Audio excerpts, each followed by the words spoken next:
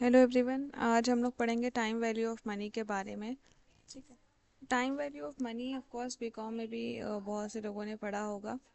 Time value of money क्या होता है? जैसे मान लिए कोई भी पर्सन है, वो इन्वेस्टमेंट करना चाहता है। ठीक है। अब हमारी कंट्री में इकोनॉमी में किसी भी इकोनॉमी में परचेजिंग पावर चेंज होती रहती है, इन्फ्लेशन की सिचुएशंस रहती हैं। आज 10 रुपए से अगर हम कुछ सामान खरीद रहे हैं, सपोज कोई पेंसिल बॉक्स ही है, पेंसिल बॉक्स आज मिल रहा है 30 रुपीज़ का।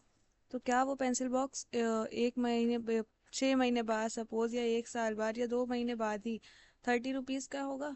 उसकी वैल्यूज चेंज हो जाती है, वो बढ़ उसके प्राइस बढ़ जाते हैं। चीज़ों के प्राइस दिन पर दिन क्या हो रहे हैं? बढ़ते जा रहे हैं।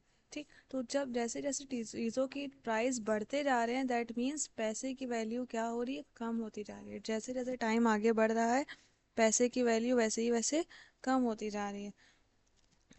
वैसे ही अगर कोई पर्सन लॉन्ग टर्म इन्वेस्टमेंट कर रहा है, अपना बहुत सारा कैपिटल इन्वेस्ट करने जा रहे हैं, पैसा इन्वेस्ट करने जा रहे हैं, दैट मीन्स अगर वो आज 1 लाख रुपए लगा रहे हैं इन्वेस्टमेंट में, ठीक, तो आगे चल के उस क्या 1 लाख की वैल्यू उतनी ही रहेगी जितनी आज है? अगर वो आज 1 लाख में कुछ चीज़ परचेज कर सकता है, देन फर्दर वही सेम 1 लाख की वैल्यू क्या होगी?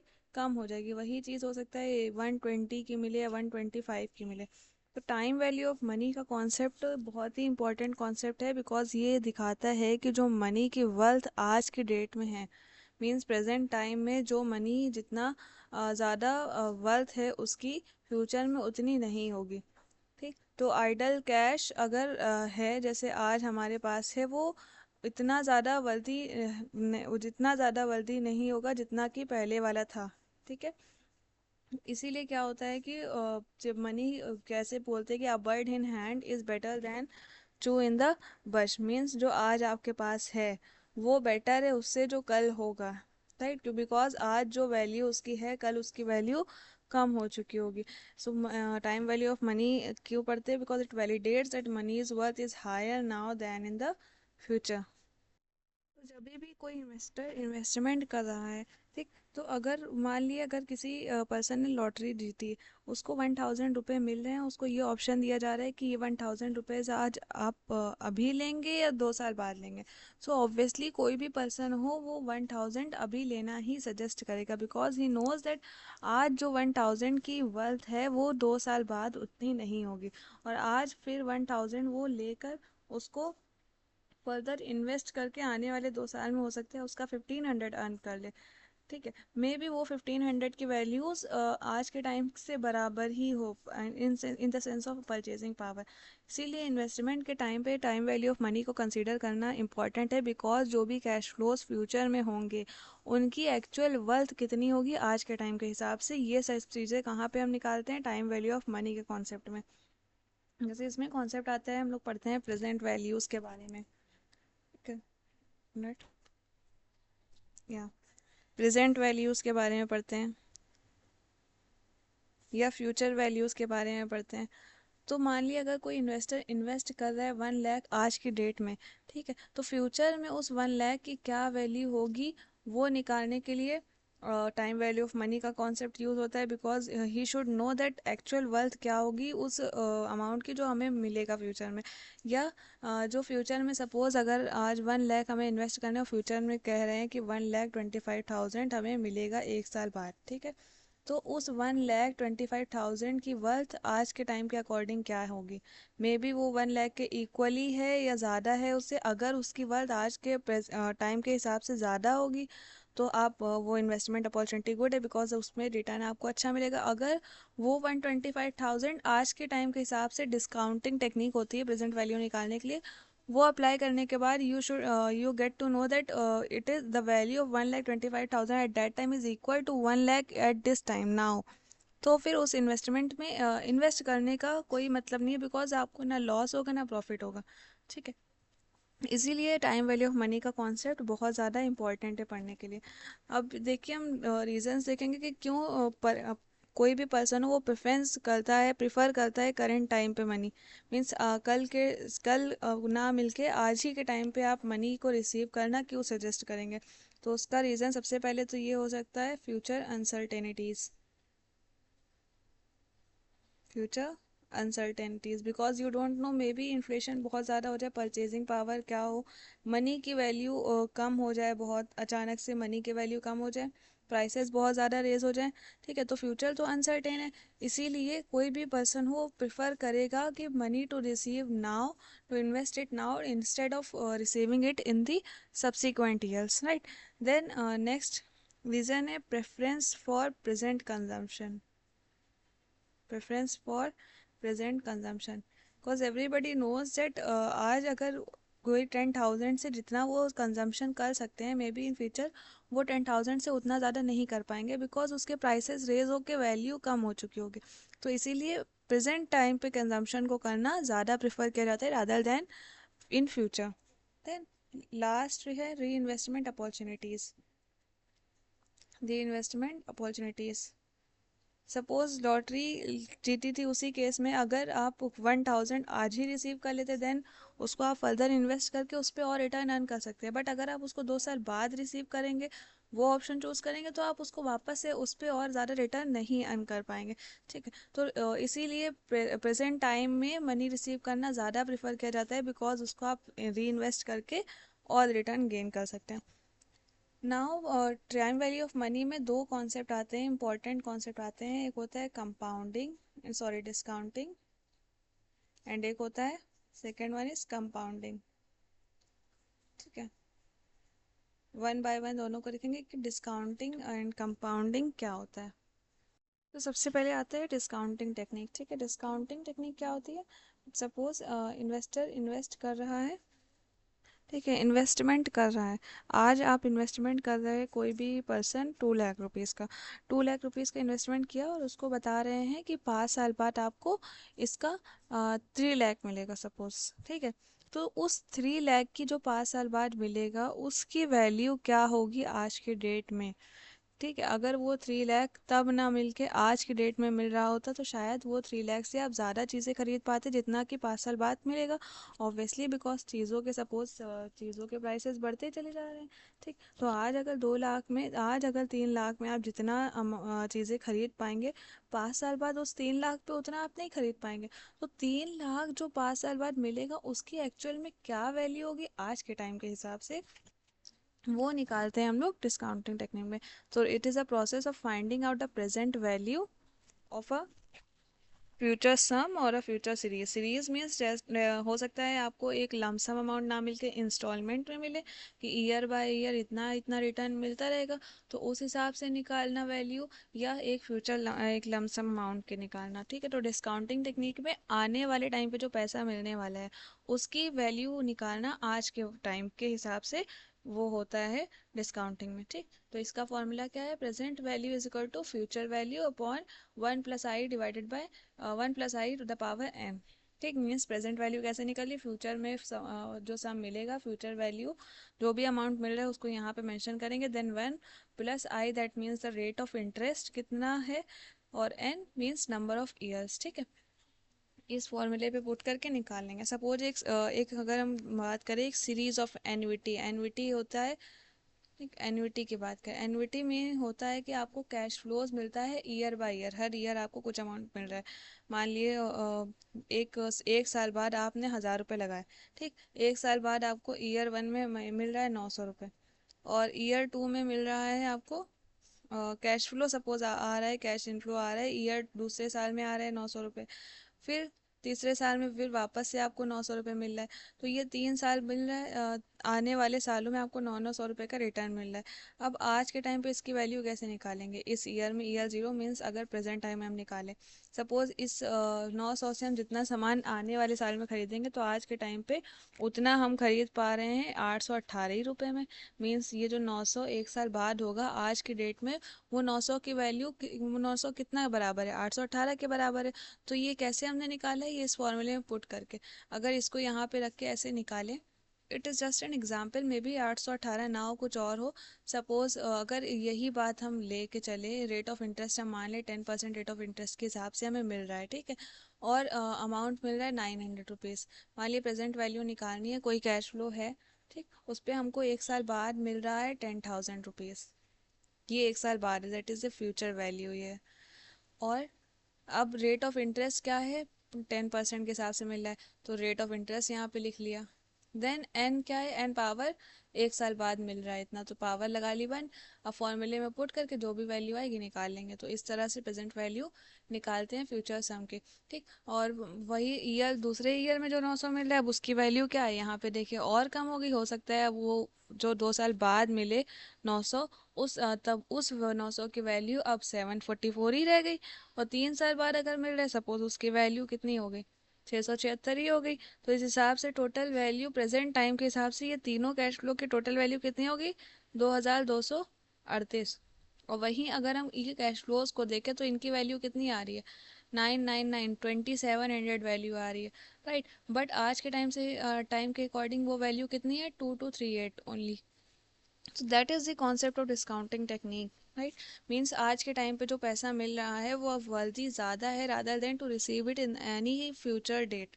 ठीक, ये होता है डिस्काउंटिंग टेक्निक में, जिसमें हम लोग फ्यूचर वैल्यू से क्या निकालते हैं, प्रेजेंट वैल्यू निकालते हैं। नाउ नेक्स्ट टेक्निक आती है डिस्काउंटिंग के बाद कंपाउंडिंग टेक्निक।